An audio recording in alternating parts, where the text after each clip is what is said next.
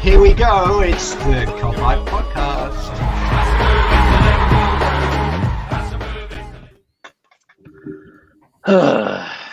Hello everybody, welcome back to the Cop Life Podcast. Thanks for joining us on this miserable fucking Wednesday, where Liverpool have just been beaten 1-0 by Brighton and Hove Albion. Yes, that was fucking shit. That is probably one of the... Tim, is that the worst fucking performance we've seen in a long time? That's even like when we were going through that shitty stretch of form, we were never as bad as that. I don't think I've seen us that bad in a long time. I was fucking shocked, mate. I was absolutely shocked. I really thought that lineup was capable of beating Brighton. Maybe it was my naivety or fucking blinkered views or whatever you want to fucking call it. I really thought that team would fucking do it. And it just failed miserably. It was boring as fuck. You're playing loads of crosses again. I was shocked that the same shit happened again. Yeah, 100%. It's been what it was for 2 weeks, just almost over exaggerated today. It's worse because it was at home. We've lost now back-to-back home games. No creativity, nothing new, nothing different. You would have thought, like you said, going into that game, you've got enough to beat Brighton with that lineup. I know it is essentially the second team because we've got 58,000 players injured. Because at this point, it's not going to be shocking to see a bunch of under 19 kids on the field at the rate players are getting injured. But I mean, you can't really say anything about the game because it was, one, like you just said, it was boring as anything, and two, I mean, we didn't make anything to talk about. I mean, we were appalling going forward. We were all right at the back, but there's nothing much to talk about for this game. No, there's not. But what we do need to do is talk about, for a minute, Mick, the lineup. Like I said, we thought that should have been enough, but the longer the game went on, the more I was getting pissed off that it was the same thing. Should we have just hit the fuck it button and brought Ben Davies on and shoved Henderson in midfield because it looked like we needed him there, didn't it? Could have done, yeah. Like, I'm just 64 minutes and then you see Divock coming on again, and what did he actually contribute in that last half hour? Shit. There's a ball on for Trent, he completely fucked it. Taking too many touches around the box like he always does, and it's just, I don't know how many goals he's scored in training to get a fucking game, but I don't know what's going on. But so that we had one shot on target at the end of the day. We deserved nothing, and Brighton were great. Brighton deserved to win. So yeah, they absolutely did. If you're going to play that shit at home, and I think that's the first time we haven't scored in 3 home games since 1984. So that's how crazy that is. That's how bad we've been at home. And it's just, like you said, Jay, before we started, we thought this had ended with the last 2 results. That was so great. And the fact that we just had another slump again to the same old shit, that's what makes it more disappointing that we've slumped back to that again. It does indeed, mate.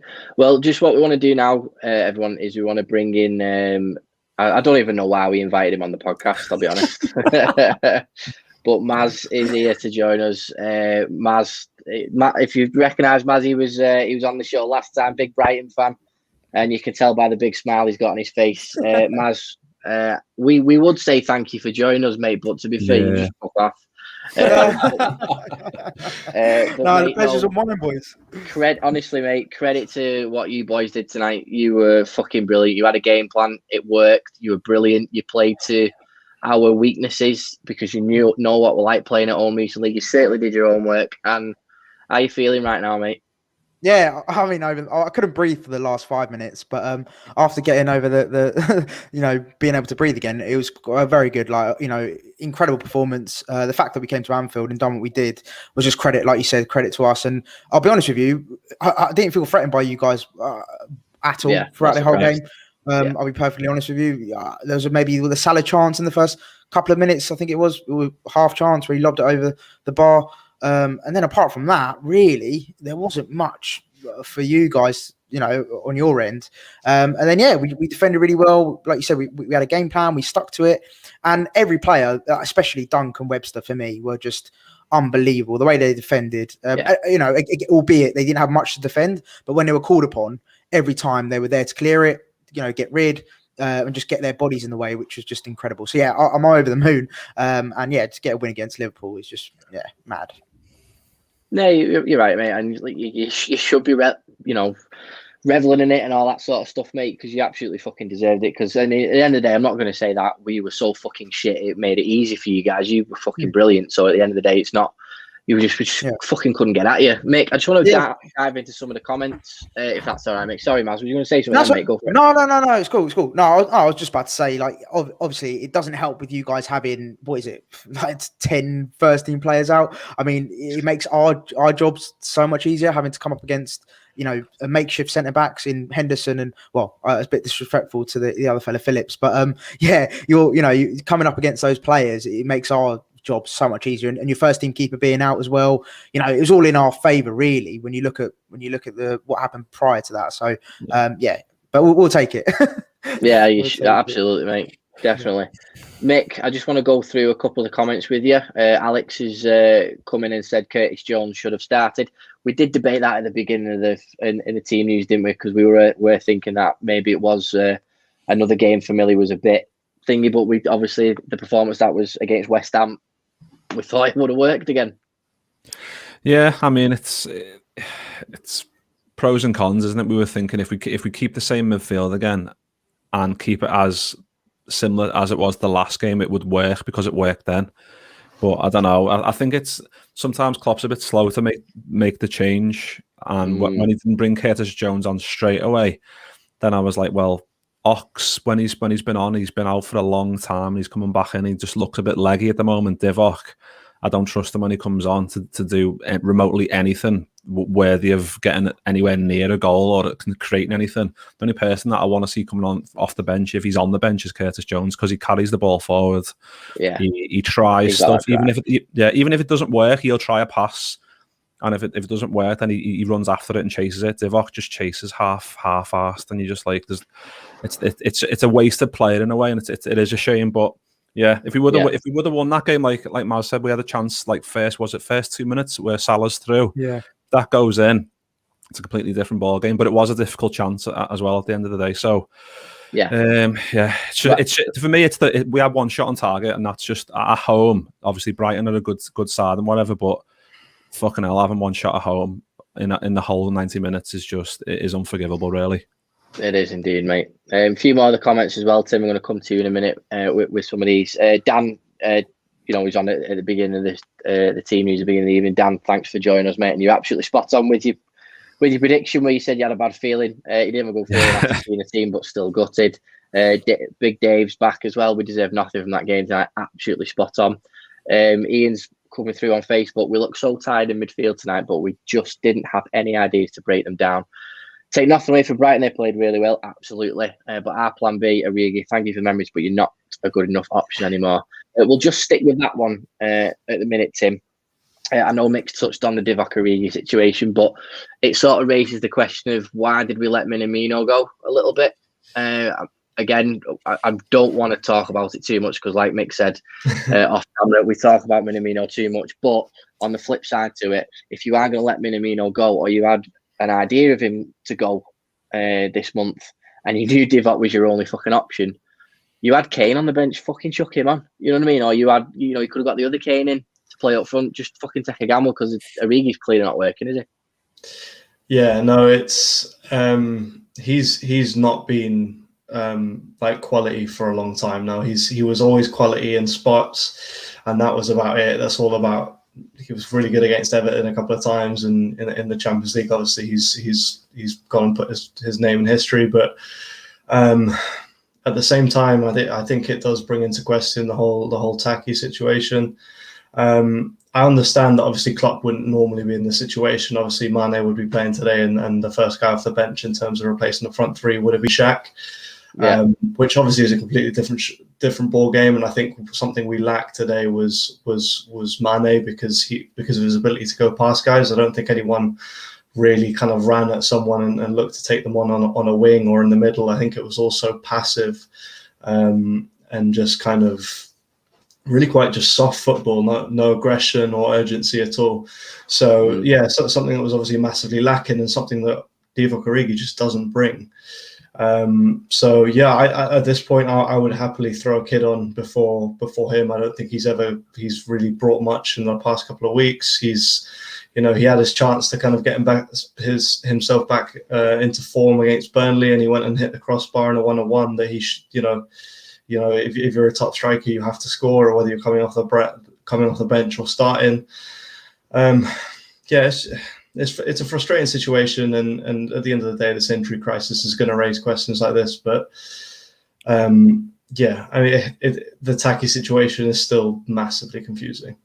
It's a funny one for me as well, because we were looking at getting a player in on loan, because obviously our attacking option has been very sort of limited as well. And on our podcast, we mentioned Origi a few times. So to hear you guys sort of berate him and sort of go in on him is a bit weird for us, because obviously we would take him all day long as an attacking option. But obviously I know the quality of the teams is very different. You guys are got top quality players, and we don't have as many of those players. But yeah, to hear you sort of berate him and not say is that good, it sort of makes me feel a bit better for not going for him in the January transfer window. So yeah.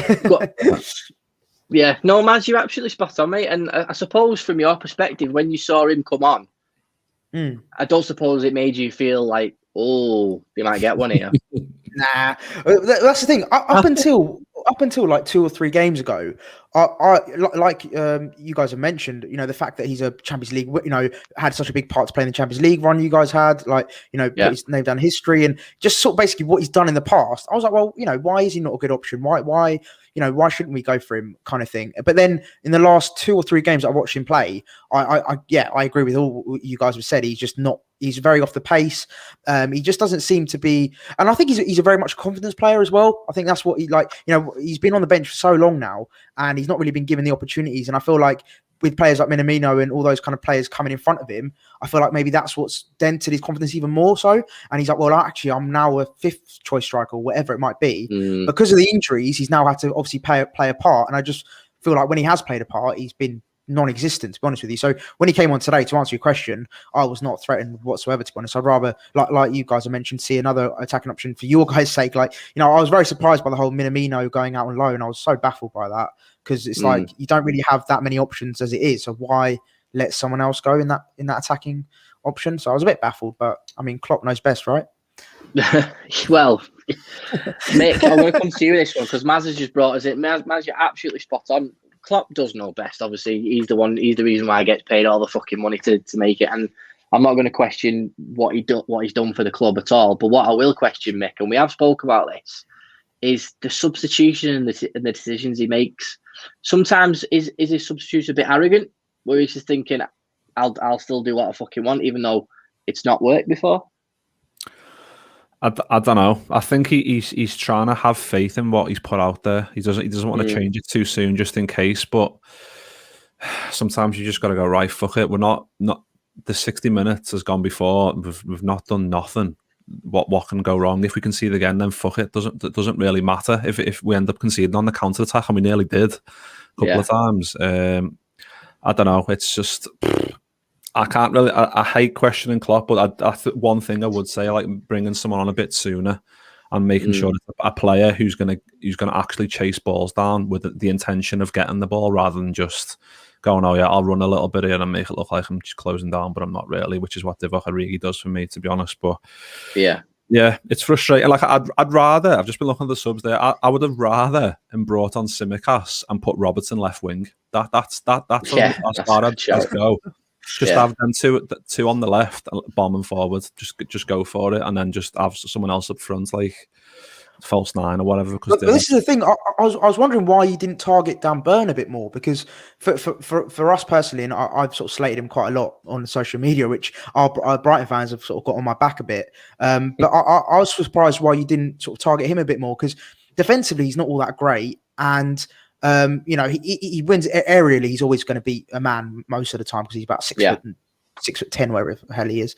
And for me, I was just a bit baffled as to why maybe Klopp didn't really sort of go at him and put 2 players on him and try and really make it an awful day for him. Because you saw what Adama Traore done to him. I don't know if he did, but he absolutely killed him. And he gave away a penalty, and I think he scored no goal as well. So it just shows by when you actually and against Leicester, he had an absolute stinker. So, and I feel like Rodgers and Nuno Espirito Santos identified that and saw him as a weak link and put Adama Traore on him and put the likes of Vardy and, you know, those pacey kind of players. And I don't know if you guys had that option or not, you know, with the limited team you've got there, but, you know, if maybe just put someone quick against him and just basically tear him a new one, really. And I was just surprised that you didn't do it.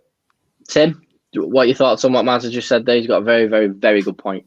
Well, that's the thing, is that you would have thought so. The problem is that a lot of when we talk about Liverpool playing aggressively and trying to go past players and stuff, normally that comes from the left-hand side through Mane and Robertson.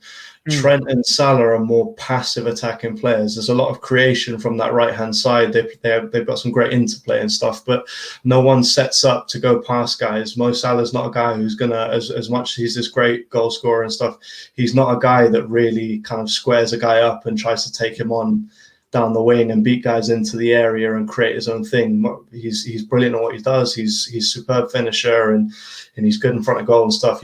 I think, although it was a tough chance, he probably should have put that first one away. It would have changed the game. But and again, Trent's not a guy who's gonna push the ball past you. He's a guy who's gonna set the ball and try and cross it 9 times out of 10.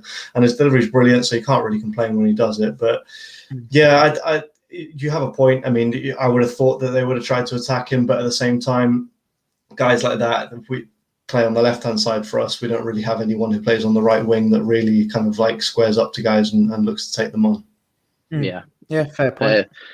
Mick, God knows why he just put that in the fucking comments. Who was our man of the match? Fucking no one.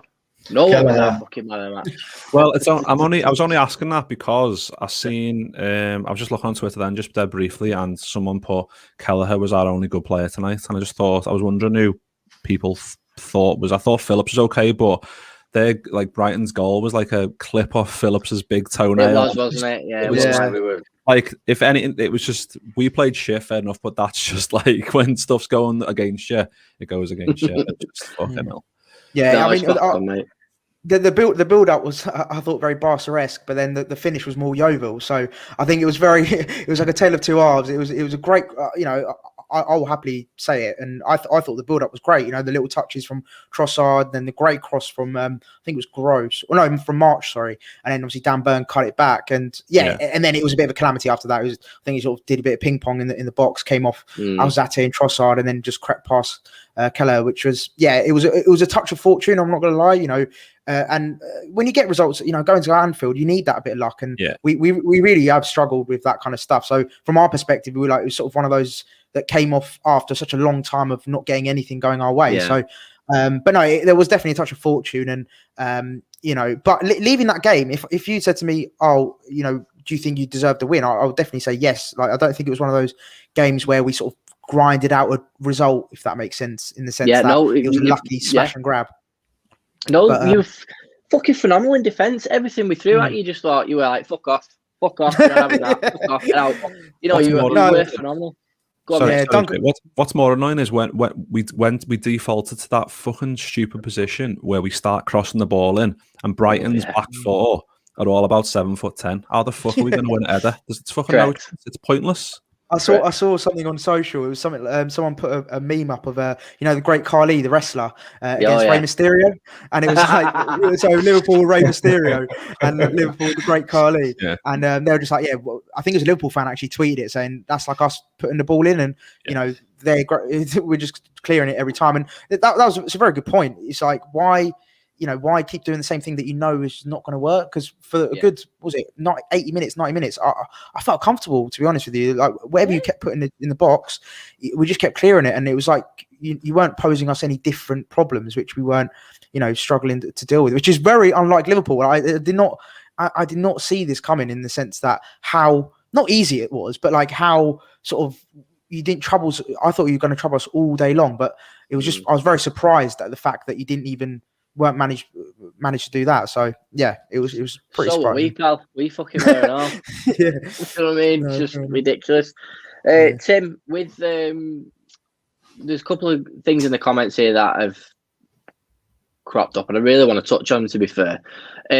Alex has put in the old question that's floating around this week. Thiago, for me, just slows our game down too much, and there's been a few tweets questioning Thiago's performance in terms of what he brings to the side and all that sort of stuff. Is it because that Thiago is the player that we need to build a new team around? And do you know what I mean? Or because he doesn't fit our style? Or what do you think's happening to me? Because there are people that are questioning him. I mean, I personally have no issues with the lad at all. I think he sees a pass. I think the problem for me with Thiago is if our fucking forwards aren't making them runs, he can't play them amazing passes. And I think it was down to the forwards not making the runs tonight. I don't think Thiago did that much wrong. I don't understand this kind of sentiment that Thiago's bad for the team and he's slowing us down and all this kind of stuff. When the spells when we don't feed Thiago in the middle of the field are the spells we cross 15 times in 10 minutes and get absolutely fuck all from them. That's what I don't understand is that, yes, he slows the game down, but he slows the game down to look for something different as opposed to just putting out on the fucking wing and crossing it 112 times a game to fuck all. So yes, he slows the game down. Yes, it's not the Liverpool we're used to, but this isn't the Liverpool we're used to being fielded week in and week out, and something has to change. And he's the guy who's, at the end of the day, going to change that for us. If you want to take Thiago off the pitch and you want to play Shaq in that position and you want to feed the wings and cross 50 or 60 times a game, quite literally, because we've done it before this season, then listen, we're going to finish 6th or 7th. At the end of the day, the last two games, the two games we've won, it seems like we're coming kind of found our stride again. Thiago was at the center of that. He was controlling the game, and that's what I don't understand is that you don't hear that kind of stuff when because he doesn't get goals and assists and it doesn't show up on the stats, but that kind of stuff, like, people don't talk about it then, but they'll talk about it when we're shit because we can't score off a cross. Correct. So I don't understand it. It's completely different. And for me, the guy who's going to love life with Thiago is when Jota comes back, because his ability to make a run in behind the defense. I know you're smiling at me saying that. I love it when you call him that. Love it. But yeah, his ability to run behind the defense and his diagonal runs, he's going to absolutely love playing with Thiago, because he's going to be absolutely living running in behind defenses and getting these chip balls that Thiago's so well known for. So I think it's a bunch of nonsense. It's almost like a scapegoat for whenever we're not playing well that Thiago's slowing the game down. It's just not true. It is. I agree with you, mate. And like I said, I have to play devil's advocate on here because I have to talk about what people want to. And Dan's agreed with you as well. The Thiago thing is lazy. I absolutely agree, because Mick, in terms of changes, imagine Ben Davies starts that game and he's playing at the back with Phillips. Now, I have no complaints about Hendo and Phillips starting the game together. Got no problem with it. But by getting Henderson back in that midfield, that is going to be so important in terms of us if we want to, one, try and challenge for this title still, even though I'm a bit worried now, or we've got to look over our shoulder and fucking secure a top 4 finish. Yeah, it's putting Davis in there tonight would have just been ridiculous, I think, to start him. Obviously on the bench, and like we said on the pre-match, if he would have had a couple of goals and then brought him on, it would have been a perfect scenario for it to happen. But yeah, no, it's we need Henderson. Like, Henderson's been great from the back the last two games. Obviously tonight everyone was a bit off it, but like I said, the Salah chance early on, that was from a Henderson diagonal, which is what Van Dijk usually does, isn't it? Like those perfect diagonals over the top. So once you get him back into midfield, you'll start to see things ticking a bit more, because he'll drag us forward, which is what he was doing from centre half pretty much tonight. But it's just having so many players out is really hurting us. Obviously. Yeah. I thought having Alisson out tonight would hurt us, but I didn't think it would have that much of effect on it, because we usually have that much of the ball anyway. I mean, from the last game, it hasn't changed that much. Obviously, we're still missing Mane, we're still missing all kinds of other players, but you should still expect a certain level of performance from Liverpool, and it just wasn't there tonight for some reason. I don't know why. And I also agree completely with saying about the Thiago thing. It's just, that's a lazy shout. He's the only one. He slows it down. He does a few step overs and whatever else, but he's the only one who picks a pass through the middle of the midfield to pick someone out, to negate going to the fucking wings and doing the same shit over and over. He's the only one that does that in that midfield, in that midfield three. So For what it's worth, from an outsider perspective, I like he's one of my favorite players, and in the work group, I get absolutely killed for defending Thiago because the other chaps they don't really rate him. They think he's a bit of a he's a bit overhyped and whatnot. But when I remember watching him for Bayern last season, he was like by far the best player on the pitch in that Champions League final, and I just knew when he came to Liverpool he would do the same thing. And I just think it's a bit. I think he's being very harshly treated at the moment, and I think he's being used as a bit of a scapegoat as well with regards to sort of anytime Liverpool don't play up to scratch or wherever it might be, they use him as like the scapegoat because he's meant to be that that marquee signing, that marquee player. So it's like, oh, if he's not on it, that means that's the reason why Liverpool are losing or not doing well. So I just feel like he's been very harshly treated because he's an unbelievable player. He's incredible, like one of the best in the Premier League for me when he's on it. But yeah, I just feel like he's definitely been made to be a scapegoat, which is a shame, really. No, absolutely. Sorry, Jay. He's only as good as the runs around him. Like also Tim said, once we get Hotter back and Mane's back, like we missed that run from like left coming inside from Mane tonight, like a long ball over the top. That's always an option, and we didn't have that tonight. And once we get those players back into this team, Thiago will just be like, right, fucking hell, through ball, bang, and we'll score shitloads of goals from it. But it's just he's picking up the ball, he's looking, he's thinking in his head, I don't want to play it out wide because we're doing the same shit over and over. I'll play it inside. And then if you're getting surrounded by 3-4 players who are all massive and strong in the challenge, then it's bound to break down. And it's just you've just got to give credit to Brighton because they were 100% committed to every challenge, and that's what you've got to do at Anfield to win, and they did it. Yeah, absolutely. Well, we'll just before we go off, I want to talk a bit about Brighton in that sense, Maz, because obviously one nice thing from our perspective looking at your team was the return of Adam Lallana. So it was really nice to see him back at Anfield and stuff like that. And obviously, I know it again, he's sort of been hit with injuries and stuff like that. But how's he fared down south? Yeah, I think you hit the nail on the head. Unfortunately, his time has been, he's been hindered by his injuries, which is a great shame because when he does play, and he's played a sort of handful of times, you can see his class. He just oozes class when he plays. And it just shows that he's got that winning mentality. He's a leader on the pitch, especially for a team. I don't want to say team like Brighton because we get very annoyed when people say that. But for a team as for our stature, our size, he is a very sort of we call it a marquee signing, so to speak. And so for us to get him was a big sort of it was a big buzz, big coup coming from Liverpool. Champions League winner, etc., etc.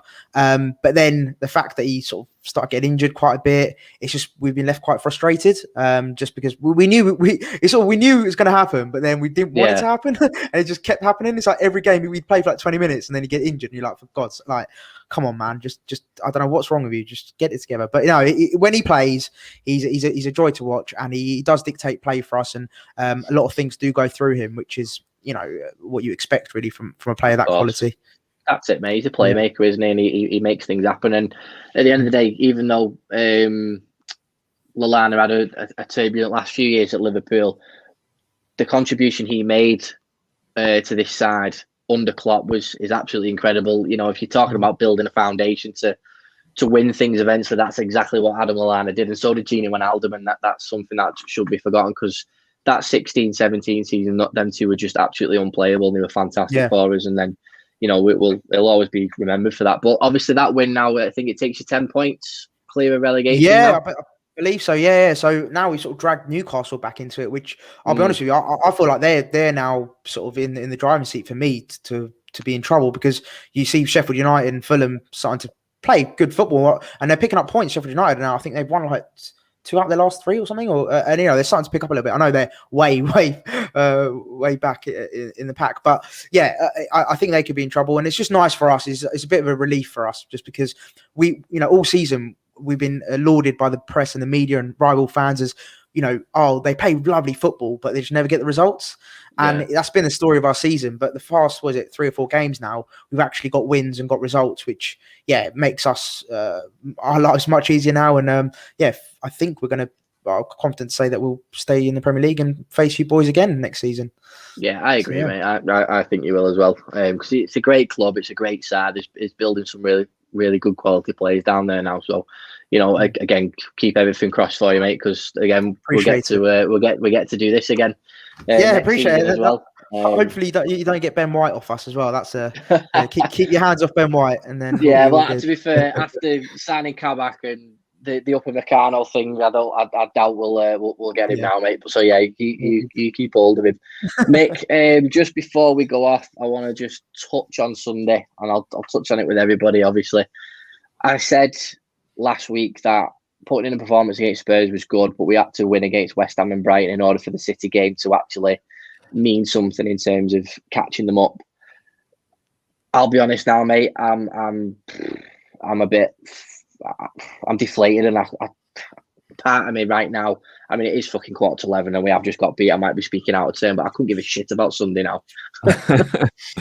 No, you've hit the nail on the head, Jay. Like we were on the pre-match, we were saying, if we win tonight, and we kind of it wasn't no disrespect to Brighton and to Maz, who's came on, but we thought it was like a given that we were going to like turn up again tonight and win. And we were like kind of... Well, you would after last two games, you would. Because you think, right, well, let's get this one out the way. And I don't know if that's kind of crept into the players' heads. I'm sure it hasn't, but it's just frustrating. Like if they win their game in Man City, the 10 points clear, aren't they? So I'd never say never with a Liverpool and Jurgen Klopp team, but that's a fucking huge hill to climb. We'd have to beat them on Sunday and then still at 7 points. So... It's going to be, we're going to need, like, if we get the likes of Mane back, Alisson back, Hotter back, and we start putting a run of results together, then maybe, but then you're going to have to hope that City can falter, and it just looks like it's too easy for them at the moment. Yeah, absolutely. Tim, are you in agreement with that? Have you got another theory to put some positivity on the title run? Well, I will say this, if we go and, if we do go and win this title now, this will be far sweeter than last year. It certainly seems an impossibility at this point. I certainly would have been talking more sprightly about our chances had we won tonight. But to be honest, I've been watching City recently, and they're really, really, really good. They're looking like a different version of a Pep City. A team that's much more solid at the back. You know, they're having far less injury issues. In fact, their problems are going forward more than they are going back. They've had a problem scoring this year more than they have conceding, which for a Pep team is actually quite odd. On the missing De Bruyne and Aguero still, which is De Bruyne's out till kind of expected to be back kind of middle of February towards the end of it, and Aguero apparently is coming along quite slower than expected, so he's going to be out for a while. So you know they might run into a patch like similar to we did and struggle to score over a period of a few games, and we might claw some points back then. But for me, at this point, the only chance we have at winning the title is absolutely smashing them this weekend, having a 3-0 win and just blowing them off the field, which at the moment I don't see happening.